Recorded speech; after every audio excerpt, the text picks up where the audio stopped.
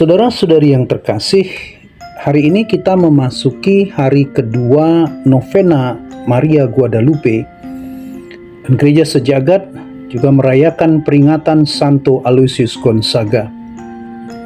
Nah, di sebuah kerajaan kaya raya di Italia, hiduplah seorang pemuda bangsawan bernama Aloysius.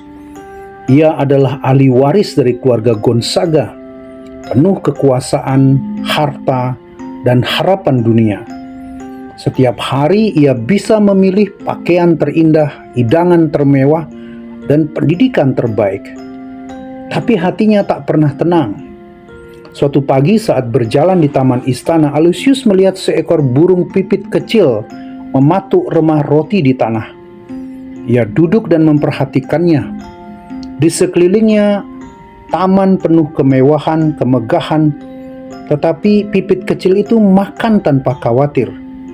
Tidak berpikir tentang hari esok, tidak menimbun. Ia hidup dari kasih ilahi yang tersembunyi dalam remah-remah kecil. Aloysius lalu teringat sabda Yesus, "Pandanglah burung-burung di langit. Bapa di surga memelihara mereka. Bukankah kamu jauh lebih berharga dari burung-burung itu?" Saudara, sejak hari itu, ia mulai melepaskan satu demi satu kenikmatan duniawi. Ia menyerahkan hak warisnya, mengenakan pakaian sederhana, dan mengabdikan hidupnya kepada Kristus sebagai seorang Jesuit. Nah, ketika wabah melanda Roma, Aloysius tidak lari seperti banyak bangsawan lain.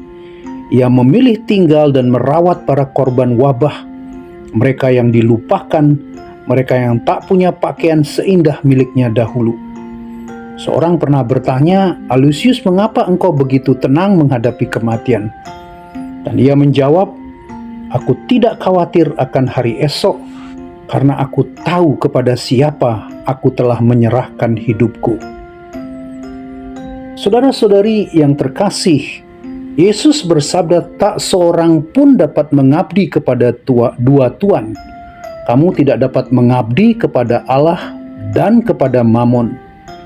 Dalam kalimat itu, saudara, Yesus tidak hanya berbicara soal uang, tapi soal pusat kesetiaan hati.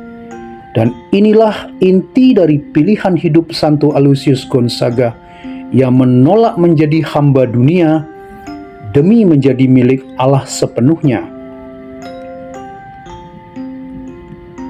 Sebagai putra mahkota keluarga bangsawan, Aloysius berdiri di titik persimpangan antara kerajaan dunia dan kerajaan Allah. Ia bisa memilih kekuasaan, warisan, kemewahan, tapi ia justru memilih Yesus, dan ia memilihnya dengan radikal dan utuh. Ketika ia menyerahkan hak warisannya demi bergabung dalam serikat Yesus, ia sedang menghidupi ayat ini. "Carilah dahulu kerajaan Allah dan kebenarannya, maka semuanya itu akan ditambahkan kepadamu." Saudara-saudari yang terkasih, lantas bagaimana hubungan antara peringatan Santo Aloysius ini dengan novena hari yang kedua ini? Saudara-saudara, baik Maria dari Guadalupe maupun Aloysius Gonzaga menekankan pentingnya hati yang murni dan kepercayaan total kepada Allah. Keduanya mengajarkan jalan penyerahan total ini. Yesus dalam Injil yang kita dengar menegaskan pentingnya mengutamakan kerajaan Allah dan kebenarannya, serta tidak khawatir akan hidup dunia. Santo Aloysius menghidupi sabda ini secara arafiah. Ia menyerahkan status bangsawannya, hidup dalam kesederhanaan, melayani orang miskin dan sakit, dan mempercayakan hidupnya sepenuhnya kepada Allah. Sementara Maria dari Guadalupe saat menampakkan diri kepada Juan Diego, tidak menawarkan keagungan duniawi, tetapi jalan kepercayaan, kerendahan hati, dan penyerahan diri kepada penyelenggaraan ilahi. Ia menyapa, "Bukankah aku ibumu? Apakah kamu tidak berada dalam perlindunganku?" Di sini, saudara, kepercayaan kepada Allah dan kasih Bunda Maria bersatu dalam sikap hati yang murni dan pasrah. Hal kedua, baik Santo Aloysius maupun Maria dari Guadalupe menunjukkan wajah Allah yang merendahkan diri dan dekat. Aloysius meninggalkan kemewahan untuk merawat mereka yang terbuang, anak-anak Allah yang disingkirkan dunia. Dalam wajah mereka ia melihat Kristus yang menderita. Sementara Maria dari Guadalupe hadir bukan di istana, tetapi di atas bukit tepayak kepada seorang petani miskin, Juan Diego. Ia berpihak kepada yang kecil, kepada yang tidak dianggap. Devosi kepada Maria Guadalupe membawa kita pada hati yang murni seperti Aloysius, yang mengenali kehadiran Tuhan dalam wajah orang yang miskin dan dalam kehidupan orang yang sederhana.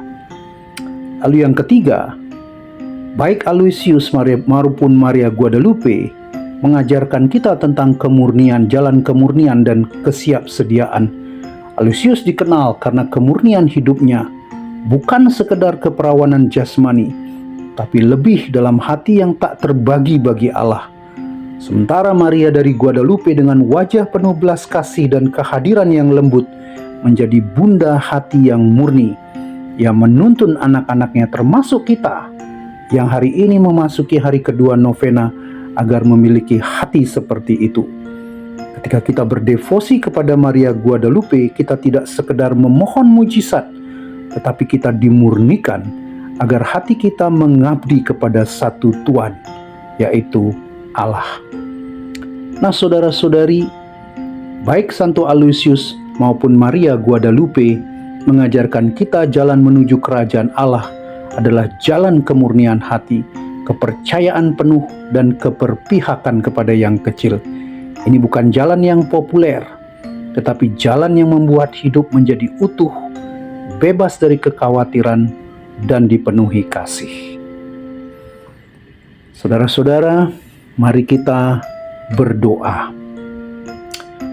Maria dari Guadalupe, bunda yang lembut dan kuat, tuntunlah kami seperti Engkau membimbing Juan Diego, agar hidup kami menjadi persembahan murni seperti Santo Aloysius, bebas dari kekhawatiran dan hanya mencari wajah Allah dalam sesama yang menderita. Semoga hati kami tak terbagi dan jiwa kami siap untuk melakukan apapun demi kemuliaan Allah yang lebih besar. Amin.